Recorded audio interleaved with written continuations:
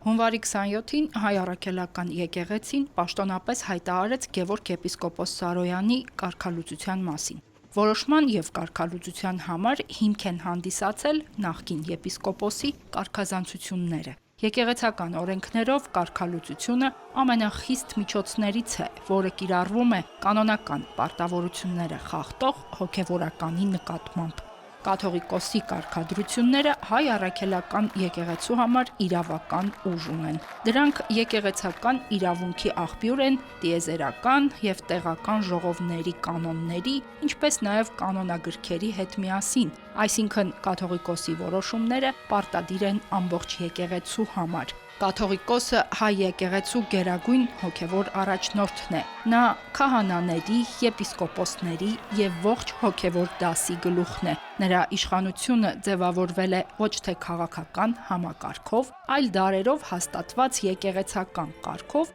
եւ հավատքի ավանդությամբ։ Կաթողիկոսն ունի բացառիկ լիազորություններ։ Միայն նա կարող է օծել մյուրոնը։ Միայն նրա ձեռամբ են ձեռնադրվում եպիսկոպոսները։ Նա է հրավիրում եկեղեցական ժողովները, նշանակում կամ հաստատում թեմակալ առաջնորդներին։ Նա իրավունք ունի նաև պատժել կարգազանց հոգևորականներին, ընդհուպ մինչև կարգալույծ անել։ Գևորգ եպիսկոպոսի կարգալուծության փաստը հենց այս իրավասությունների շրջանակում է իրականացվել։ Սա ցույց է տալիս, որ եկեղեցում գործում է ներքին կարգ ու կանոն, եւ որոշումները կայացվում են եկեղեցական օրենքներով, ոչ թե արտաքին պահանջներով։ Եկեղեցական իրավունքը հստակ է նաեւ մեկ այլ հարցում։ Պատարագը հայոց եկեղեցու հաղորդության խորհրդի ծեսի եւ արարողությունների դարերով ձևավորված համակարգ է։ Պատարագի ծիսակարգը դարեր առաջ հաստատել են հայ եկեղեցու սրբացված հայրերը եւ անվանի աստվածաբաններ,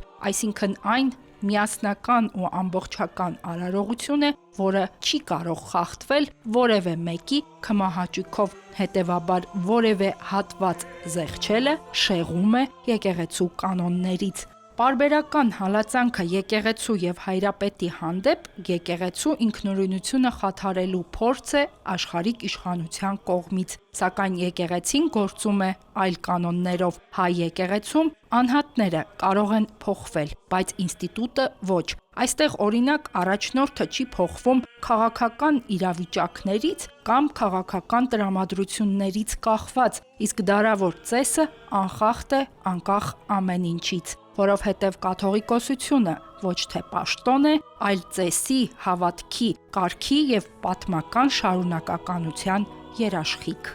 Հերմինե Հակոբյան, Եկեղեցական կյանք։